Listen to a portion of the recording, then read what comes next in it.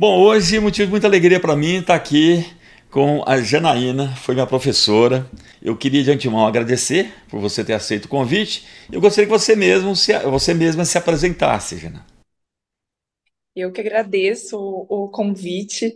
É sempre bom ver vocês ocupando esses espaços e poder estar aqui e compartilhar um pouquinho dessas nossas trajetórias. Eu sou psicóloga, então eu sou Janaína, eu sou psicóloga, eu sou professora do CEUB e minha área de atuação é a psicologia hospitalar, Uhum. mais específico na sub-área da oncologia, oncologia pediátrica e oncologia com adultos. E agora no doutorado estou com um pezinho ali nos cuidados paliativos, mais nessa parte de pesquisa, de avançar aí nesse campo de conhecimento. A ideia aqui é a gente apresentar a psicologia para além da clínica, né? A gente tem, pelo menos a impressão que eu tenho, é que as pessoas conhecem muito, falam em psicologia e já pensam logo na psicoterapia, né? Naquele formato ali de clínica, dentro do que a gente chama de sete terapêutica, né? Um consultório. E a psicologia está em muitas outras áreas. E a psicologia hospitalar tem uma importância enorme, né? E, então fale um pouco sobre isso. É um papel do psicólogo, da psicóloga, dentro de uma unidade hospitalar, por exemplo, uma unidade de saúde. É muito bom a gente poder pensar na psicologia para além da clínica, né? A gente tem essa origem, né, clínica, mas aí nós vamos avançando e ocupando espaços diversos. Então, você teve a oportunidade de falar com o Léo, falar um pouco da psicologia Uhum. social. E aqui, então, nós estamos um pouco mais então no campo da saúde. É óbvio que nós temos várias intersecções, né? Mas aí, então, nós temos o campo da saúde, isso que a gente vai chamar de psicologia da saúde, e aqui no Brasil, nós vamos ter um campo, então, que vai crescer muito, porque nós vamos ter muito investimento em instituição hospitalar a nível Uhum. secundário e terciário e menos investimento histórico em atenção primária, que faz com que, então, o psicólogo ele seja demandado nas instituições de saúde e especialmente ali o hospital. Então, ele vai para o hospital, e aí ele vai, primeiro ele chega no hospital, vai tentar fazer clínica no hospital e não vai dar certo, porque o contexto é Uhum. outro, as demandas são outras, o tipo de atendimento local, né, vai ser outro. E aí nós vamos ter que começar a produzir conhecimento e entender o que esse psicólogo vai fazer nessa instituição, que é o hospital. E aí, então, aqui no Brasil, cresce demais essa área que nós vamos chamar então de psicologia hospitalar, mas que, né, ali, se a gente for pensar, ela deveria, né, ser só ali um local de atuação da psicologia da saúde. Então, deveríamos ter aí, né, mais forte até a psicologia da saúde, que vai ser reconhecida depois aqui no Brasil pelo Sim. CFP como especialidade. E aí cresce, né, então, primeiro, esse campo que é o campo da psicologia hospitalar. Aqui no Brasil é reconhecida como um campo de atuação, de especialidade, que então é esse profissional da psicologia que vai de fato estar nessa instituição hospitalar e que vai Sim. atender as demandas que acontecem nessa instituição, que também é muito ampla, né? Então, nós Sim. temos desde, né, casos de adoecimentos graves, crônico, progressivo, que vai precisar da hospitalização. Nós temos ali, né, situações de agravo, nós temos acidentes, nós temos ali situações agudas, um infarto, um AVC. Nós temos ali a saúde mental, né? Então, com a reforma psiquiátrica, as pessoas que precisam desse tipo Uhum. de atendimento, esse tipo de cuidado de um modo mais complexo, deveriam ter esse cuidado dentro de uma instituição hospitalar, né? Então, o campo da psicologia hospitalar também é muito diverso, por isso que eu falo, ó, sou da psicologia hospitalar, não sou da oncologia, né? Sim. Porque nós temos uma diversidade muito grande. E é um papel profissional ali que não se restringe ao paciente que está ali acamado, internado, né? Aí tem esse diálogo, essa interseção com familiares, com demais agentes da saúde, né? Desde os técnicos de enfermagem, os enfermeiros, médicos e tudo mais, né? É um papel ali que, na verdade, você está jogando com todo mundo ali como aliado, não é isso? Perfeito. É um dos grandes coisas, é um dos grandes pontos também diferencia um pouco dessa nossa atuação na clínica.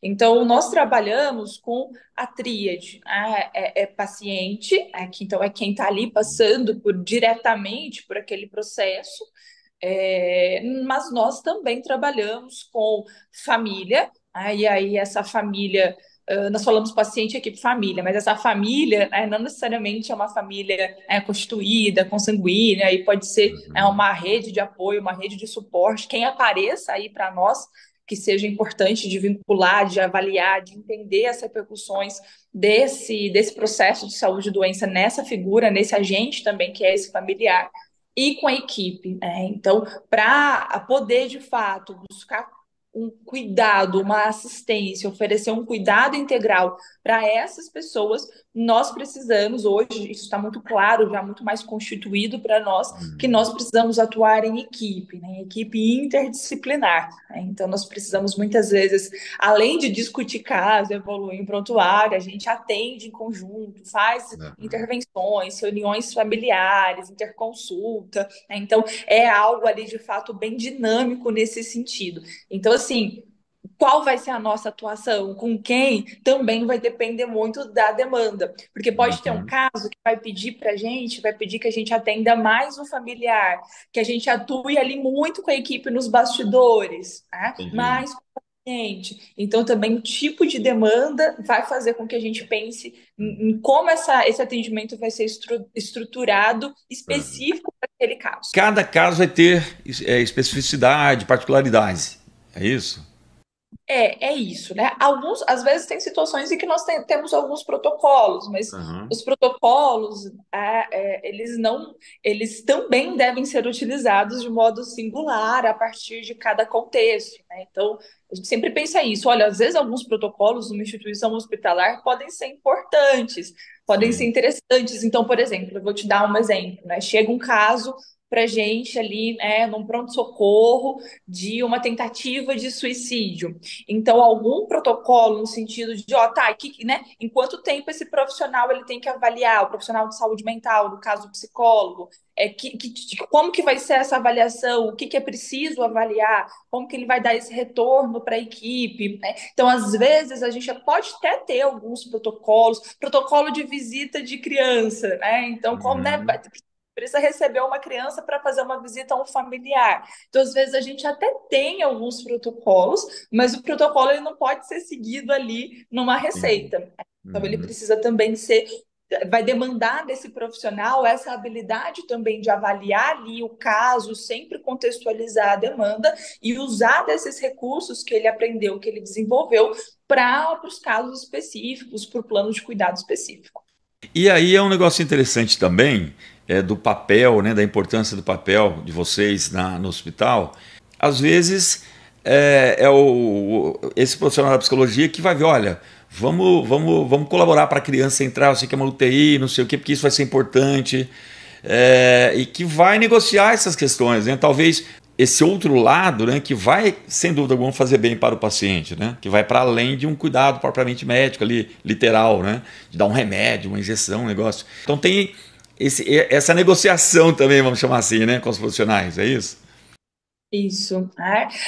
Assim, nós não vamos pensar, acho que a gente não deve pensar assim que é só o psicólogo que vai ter habilidades relacionais no ambiente hospitalar, é só ele que sabe, é só ele que vai saber se comunicar, que vai saber acolher, né? Então a ideia não é pensar que só o psicólogo pode ter uma abordagem humanizada, na verdade é Uhum. lógica, né? A gente tem política nacional de humanização que vai falar que todo o ambiente hospitalar, os ambientes de saúde devem ser humanizados. Mas é o psicólogo com o que a gente vai sendo preparado ao longo da nossa formação, com as nossas habilidades, né, com as nossas técnicas, a gente realmente poder fazer essas avaliações dessas questões subjetivas, psicossociais, tentar ali, né, em compreender como que essas questões elas podem influenciar a experiência dessas pessoas e sempre buscar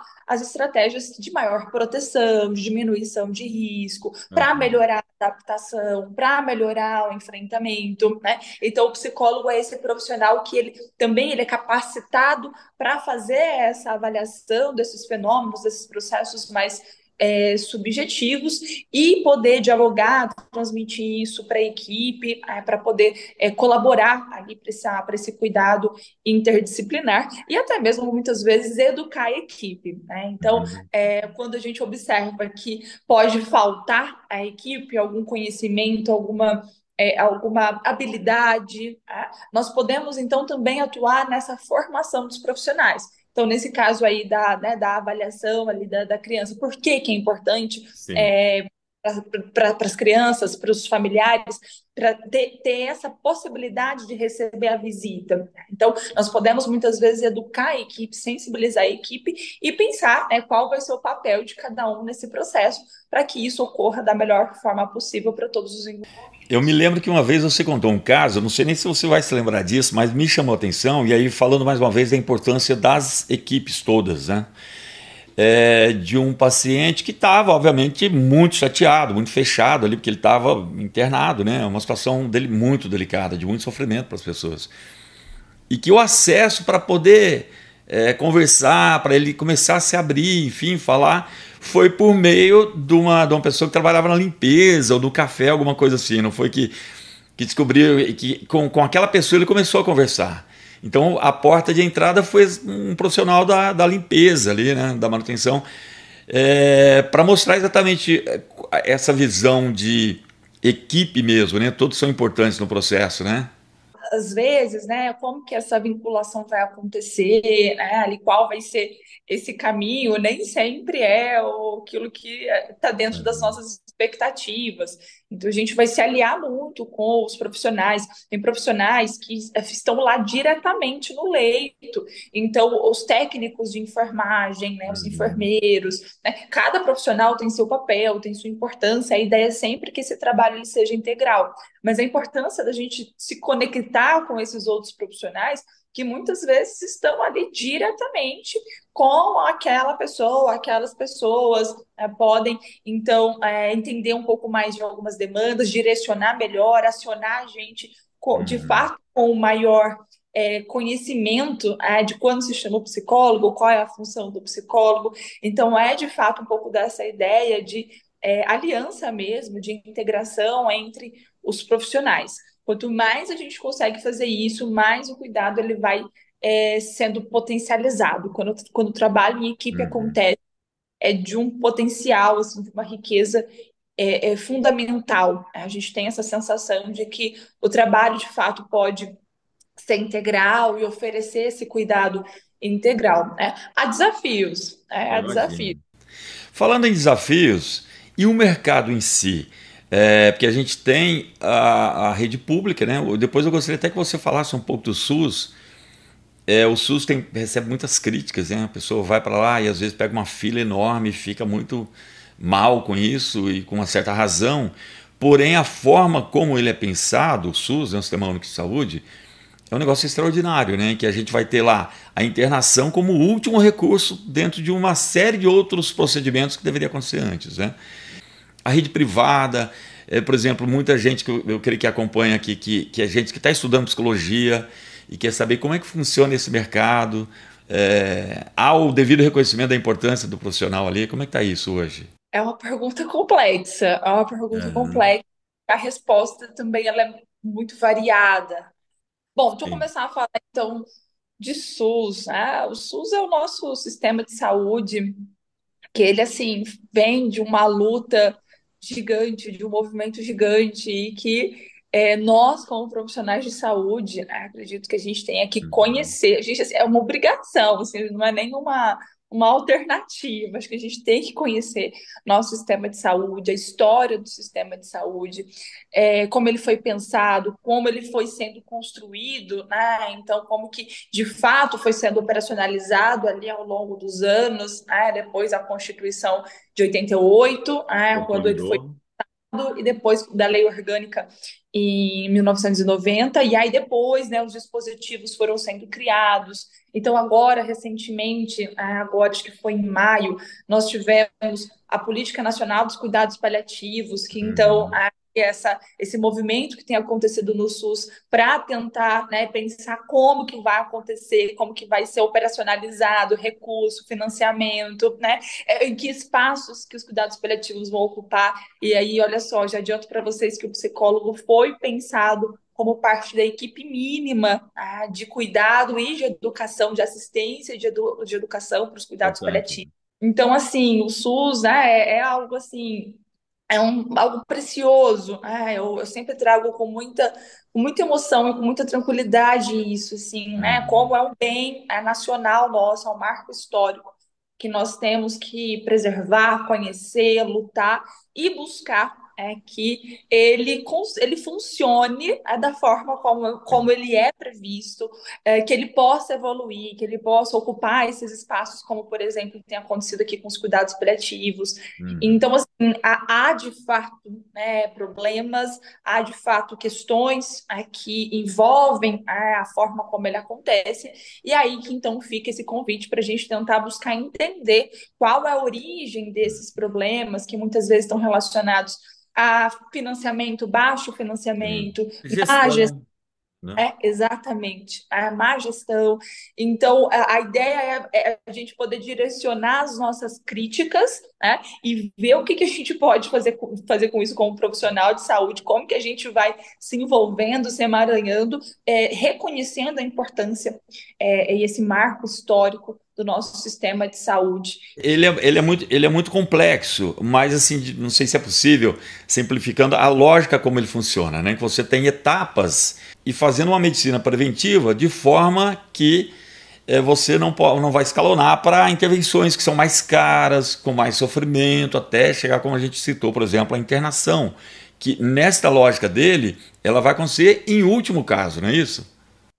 Exatamente, né? Então a lógica, né? A gente tem vários dispositivos, então a gente precisa do hospital, tá? Então a gente tem ali os Uhum. hospitais, mas a lógica nós temos vários outros dispositivos que vão cuidando da população, das comunidades, buscando ali a melhor qualidade de vida, saúde, evitando o adoecimento, prevenindo o Uhum. adoecimento e promovendo então essa saúde, essa qualidade de vida. Por isso que nós falamos muito de prevenção e promoção de saúde, tá? Que é essa atuação para que as pessoas elas vivam com a melhor qualidade possível, para que a gente evite os adoecimentos, evitando os adoecimentos, ou seja, né, investindo ali em atenção básica, atenção primária, prevenção, promoção de saúde, a gente evita os adoecimentos ou evita agravamentos, evita que esse adoecimento ele se intensifique, essa pessoa precisa, ele vai precisar de uma atenção mais complexa, mais, com maior especialidade, e isso traga um prejuízo para a saúde, para a qualidade de vida delas.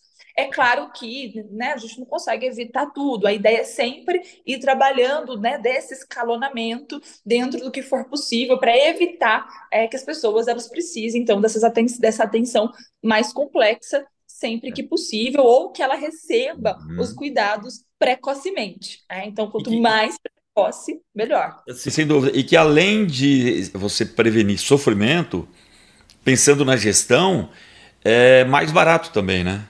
Porque a internação custa muito caro, né, aos cofres públicos. Exatamente, é exatamente essa lógica que a gente volta ali para o começo, né? De se investir mais em psicologia da saúde, em saúde, né? Do que Uhum. necessariamente você pensar só ali na atuação no hospital. Porque, inclusive, quanto mais complexa a demanda, mais especialidade, Sim, mais, né, especialista de tecnologias, de recursos você vai precisar. E isso vai agregando custo. custo, né?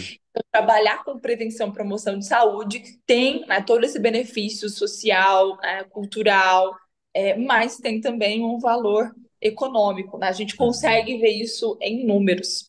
Janaína, você antes de ir para Brasília, teve uma experiência profissional que foi no Hospital de Barretos, Hospital do Câncer, que é um hospital conhecidíssimo no Brasil inteiro, né?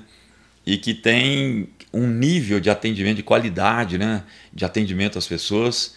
Como foi para você essa experiência? Eu acho que foi um privilégio, assim, foi uma experiência muito, muito, muito rica mesmo. Profissionalmente, eu fui muito nova para lá, Então, eu fui muito nova, e aí hoje, às vezes eu revisito, assim, eu penso, meu Deus do céu, quanta coisa aconteceu. Nesse tempo que eu fiquei lá, que evolução profissional é possível. O contexto de lá é muito, muito interessante, né? Um hospital bom, filantrópico, então é um hospital sem sim. fins lucrativos, mas grande parte ali, né, do financiamento ele é filantrópico. E é um hospital que ele idealiza muito, né, esse desenvolvimento, essa referência, né, então tecnologias avançadas, né, muitos recursos. Então também foi um privilégio muito grande trabalhar nesse sentido. Era uma equipe que estudava muito, que buscava esse trabalho interdisciplinar, que tinha espaços para Uhum. educação, para discussão em equipe. Então foi assim um crescimento, foi uma experiência muito grande de crescimento profissional e pessoal, e pessoal também, né? Imagino, Eu, imagino. eu acho, eu acho que quando a gente vai ali pisando, né, vai adentrando esses espaços de adoecimento, aqui falando do adoecimento, da psicologia hospitalar, que vai lidar com o adoecimento de fato, o adoecimento pediátrico. Muitas vezes quando a gente pensa em criança, a gente não pensa em criança ou não quer pensar, né? Às vezes a É, gente está pensar em criança adoecida, criança, né, em processo de finitude. Então, assim, é algo que muitas vezes vai ali mobilizar o profissional e que vai demandar de nós recursos sim. pessoais. Então, além de técnicos, teóricos, nós também precisamos de recursos pessoais para atuar Imagino. nesse espaço. Então, também foi uma experiência existencial, assim, uma experiência muito rica, que me toca ainda, às vezes, até quando eu entro nessa loucura do dia a dia, né, de Sim. trabalho, né, de fazer isso, fazer aquilo. Estava agora há pouco antes de falar com você, estava fazendo prova, e aí eu já vou para o CEUB. Às vezes eu preciso me Aham. conectar com um pouco dessa experiência, que o contato com as pessoas nessas situações, dessa dimensão existencial, né, também me trouxe em Uhum. termos de sentido de vida, né? Então Imagino. foi uma experiência muito rica. Eu conheci lá uma vez, fui para acompanhar uma pessoa que foi fazer alguns exames e tal, e me chamou a atenção o modo como todos ali te tratam. Eu não era paciente, estava acompanhando, mas a gente chegou bem cedo, aí o pessoal passou servindo pãozinho com leite para todo mundo lá, mesmo as pessoas que estavam, os motoristas, por exemplo, de ambulância, né, que os municípios mandam muitas vezes para lá. E isso já me chamou a atenção, né? O cuidado com que toda pessoa que trabalha ali trata as pessoas que estão lá, independentemente de serem pacientes ou não.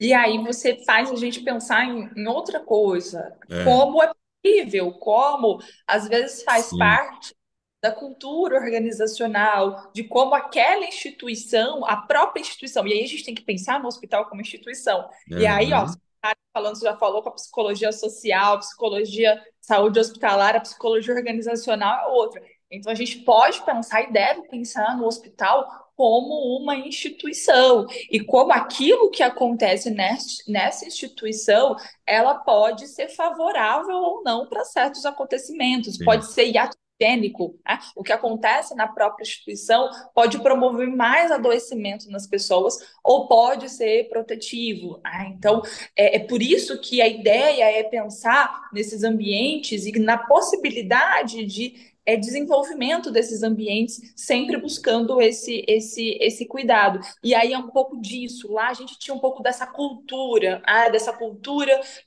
de acolhimento, de humanização, um ambiente preza Sim. por essa educação humanizada. Então, como é algo que dá para a gente levar para os espaços, dá para a gente criar cultura do trabalho em equipe, mas a instituição ela tem que ser favorável, né? Sim. Ela tem que ser protetiva nesse sentido. Aham. A gente já está dialogando com a psicologia organizacional, né, que é um outro campo, que é exatamente de pensar uma instituição como uma empresa, porque ali tem funcionários, pessoas trabalhando, e você citou, né, a iatrogênese, que é quando a saúde adoece, em vez dela curar, ela adoece.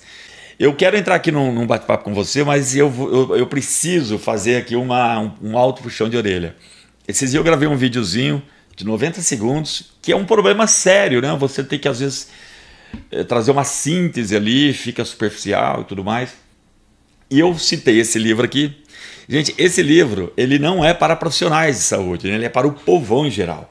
Então, ele tem uma linguagem fácil, não é um livro técnico, e obviamente que ele vai cometer alguns erros de, também, assim como eu fiz no vídeo, o livro, né? Ser superficial, alguns conceitos que aqui não são tão precisos do ponto de vista técnico, para quem trabalha na área, né? E aí, e eu mesmo, aí várias pessoas me puxaram a orelha porque eu reduzi o conceito de cuidados paliativos àqueles pacientes que já estão em fase terminal.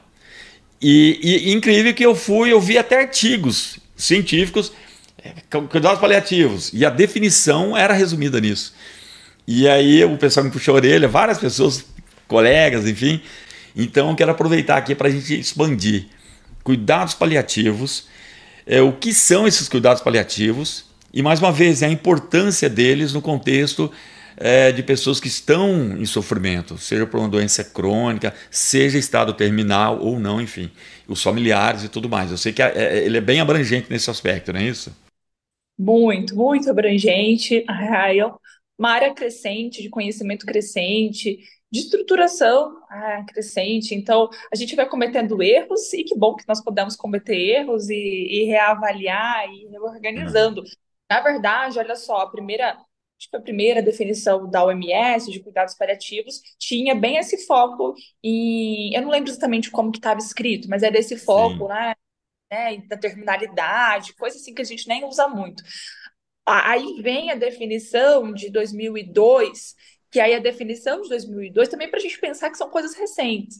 A definição de 2002, então, ela coloca lá, cuidados paliativos, uma abordagem que vai buscar promover qualidade de vida para pacientes com doenças ameaçadoras à vida e seus uhum. Familiares. Então, aqui eu trouxe para você meio que uma definiçãozinha ali Sim. objetiva, mas assim, né, destrinchando um pouquinho, então a ideia é que os cuidados paliativos podem acontecer em qualquer situação que você tem uma doença que ela pode ser ameaçadora à vida. Então, Uhum. não necessariamente pessoas que estão em processo de fim de vida, que estão próximas da morte. Mas é interessante pensar aqui, né? Então, nós temos cuidados paliativos, como essa abordagem que pode acontecer para várias pessoas em vários momentos dos seus processos de adoecimento, mas que falar também de finitude, de qualidade de morte, morte digna, processos de fim de vida. Então, também tanatologia, estudo da morte. Uhum. Então, também faz parte dos cuidados paliativos, mas não reflete o todo, né? Sim. Então, é a ideia, né, que os cuidados paliativos é algo um pouco maior. E aí, dentro dos cuidados paliativos, nós também vamos estudar essas questões. Não tem como passar por cuidados paliativos sem também olhar para isso e estudar um pouco dessas demandas. Mas então, os cuidados paliativos, eles podem acontecer em qualquer momento, né? Qual que é basicamente ali a ideia? Né?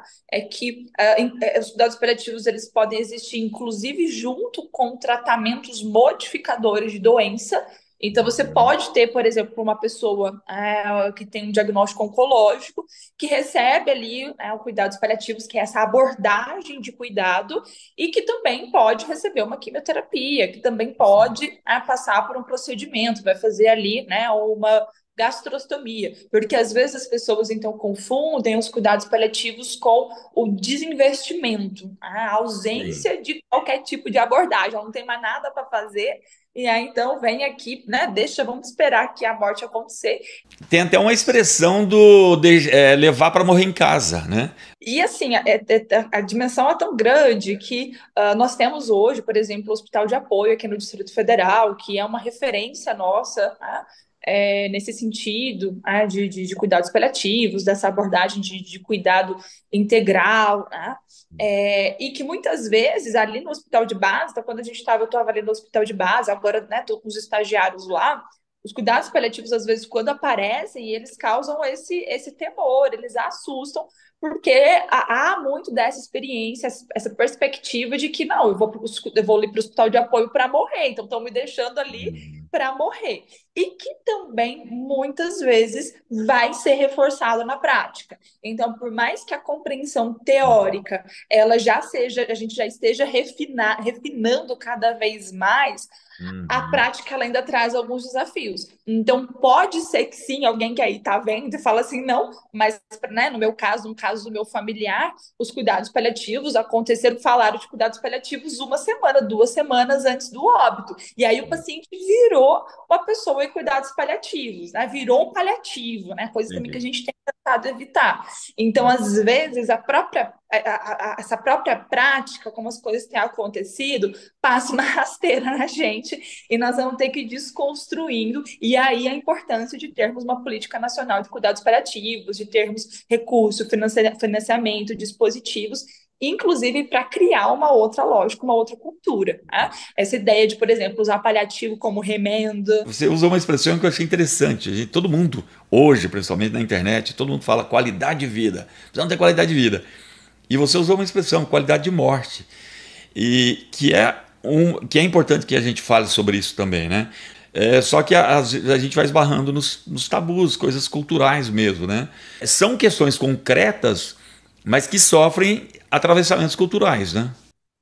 Totalmente, totalmente. Contextos culturais, históricos, ao mesmo tempo que nós temos a morte como um tabu, esse tabu, nossa, a gente não fala sobre a morte.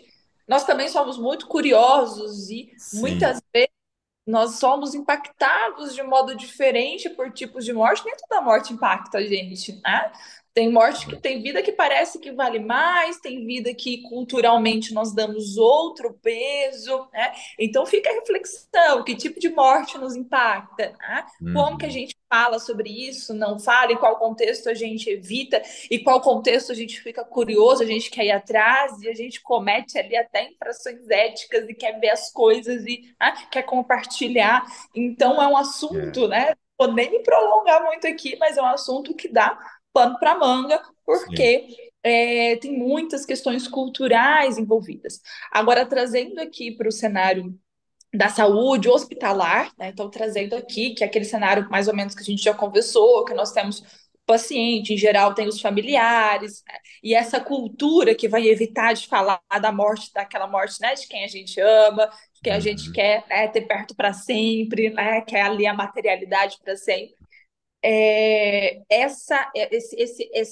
Esse afastamento, né, esse não evitar, muitas vezes tem um reflexo na forma como esses processos vão sendo conduzidos aí de fato no fim de vida, seja por um adoecimento ou seja pelo envelhecimento, né, pelo Sim. próprio envelhecimento. Uhum. Nós também não falamos sobre, muitas vezes, sobre o envelhecer, sobre as transformações, sobre as perdas, sobre a possibilidade de morte.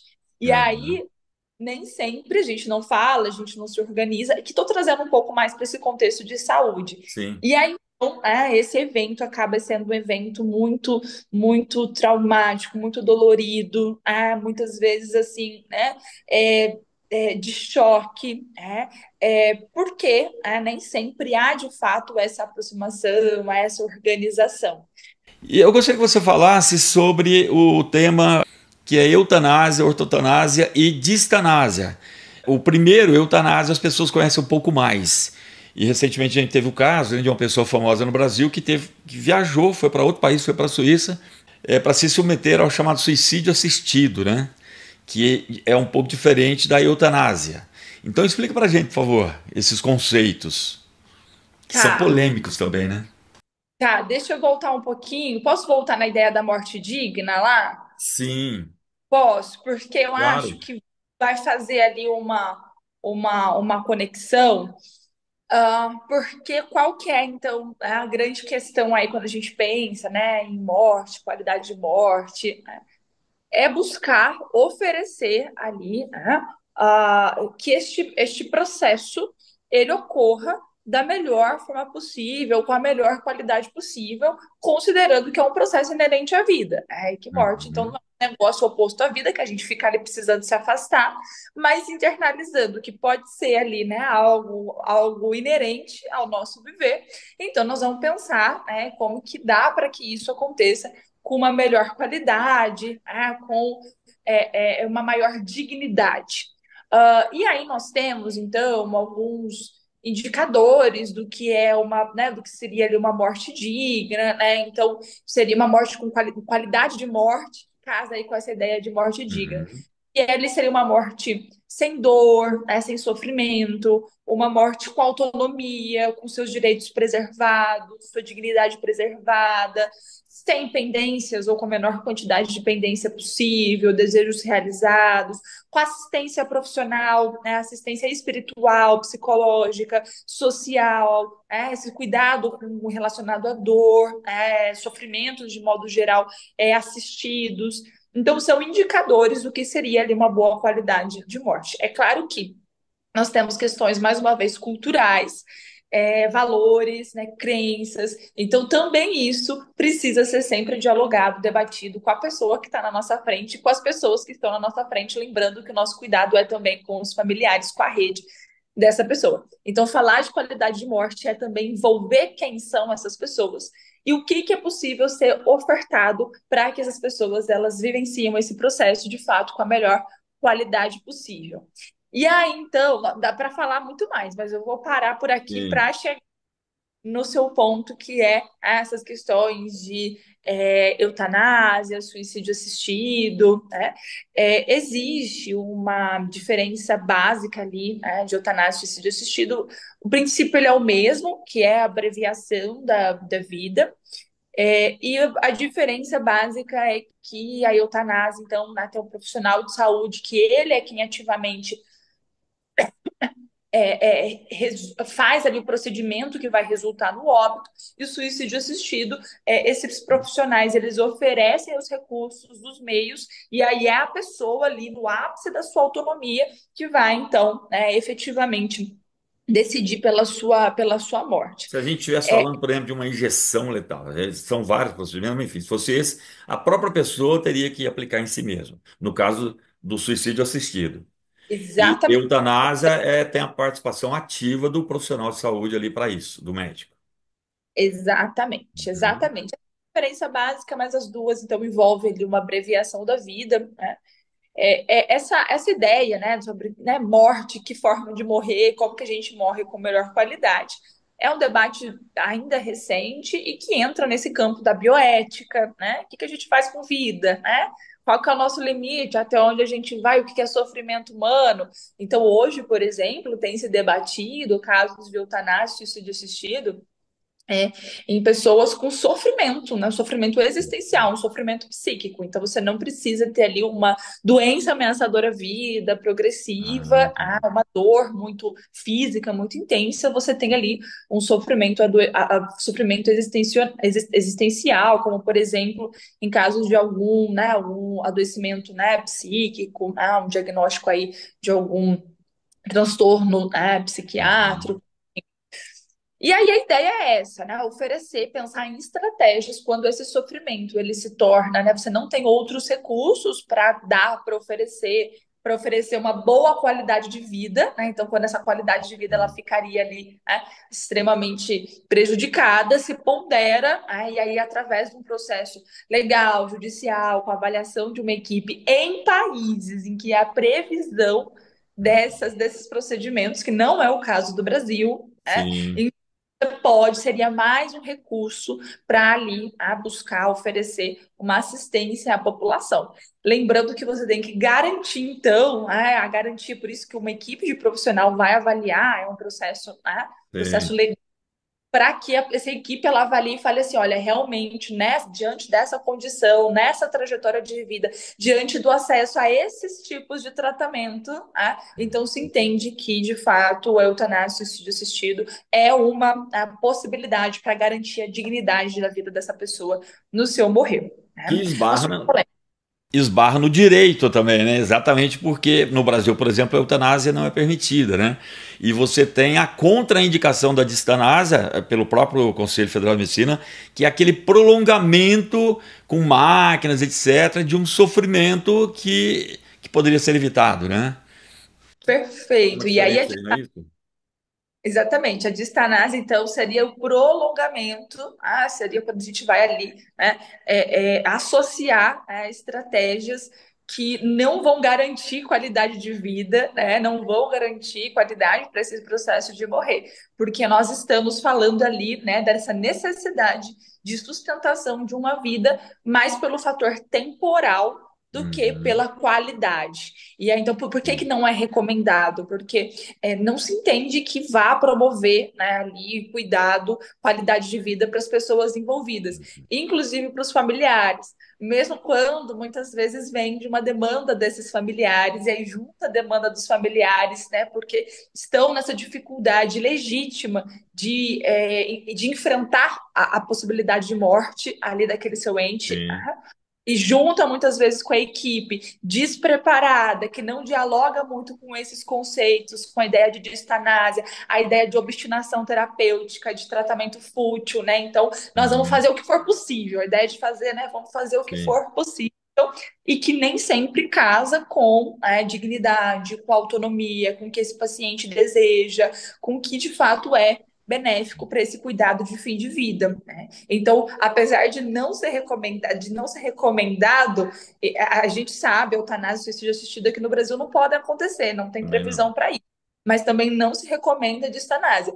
Sim. Mas, ali na prática, o que a gente vai observar, que pode muitas vezes acontece, é sim um processo de distanásia, né? É sim ali Uhum. medidas de sustentação, de prolongamento desnecessário, assim, nesse sentido de que o tratamento ele não promove uma qualidade, esse tempo de vida, né, ele não é um tempo de qualidade. A gente chama isso de distanase. E o Uhum. ideal ali, então, pensando aqui, diante também da nossa legislação, seria a ortotanásia, que é o tempo ali, a morte no tempo dela, né? A morte Entendi. acontece, a gente tem tecnologia para que não aconteça, para reverter Uhum. totalmente. E aí é respeitar esse tempo da morte, né? E aí, Sim. casando com a lógica dos cuidados paliativos, então, um dos princípios dos cuidados paliativos hoje é essa morte no tempo dela, no tempo que ela tiver que acontecer. Uhum. Então, a ideia é, de fato, a gente usa os recursos que tem para usar, a ideia não é negacionista de deixa de usar os recursos, que a gente espera ali, né, sem Sim. assistência, a gente usa os recursos para promover a qualidade de vida, uma morte com dignidade, sem esse prolongamento fútil, essa obstinação terapêutica. Eu quero agradecer demais, muito bom falar com você de novo. Janaína Vidotti, como eu disse, ela foi minha professora, né, durante a graduação. A gente vê que você fala de forma apaixonada pelo tema, isso é muito importante. Então eu quero agradecer demais pelo seu tempo, pela sua atenção, valeu muito bater esse papo com você aqui. Por isso que eu sempre gosto de aproveitar esses espaços e aí quero reforçar e elogiar, né, esse movimento de aproveitar, né, esse seu espaço, essa sua formação também como comunicador, para a gente poder falar sobre esses temas, para ampliar um pouco, né, tentar chegar mais aí nas pessoas, nas casas, na vida das Uhum. pessoas. Então, também, né, eu realmente gosto muito, também falo, né, falo Sim, com gosto, com paixão, porque eu gosto de fato, é a minha área de atuação, aqui eu me encontro também como profissional, mas também porque eu gosto de aproveitar esses espaços e aí elogio esse obrigado. espaço, esse momento, né, esse recurso para a gente poder falar, usar, né, que Uhum. passamos por temas que dá também para, né, destrinchar muito mais. Me Sim, coloco à disposição aí se alguém tiver qualquer coisa, alguma dúvida, né, se quiser tá, deixar aí nos registros, nos comentários, a gente vai respondendo. combinado. Agradeço muito, muito obrigada, Marcelo. Valeu mesmo, muito obrigado, viu, Jean?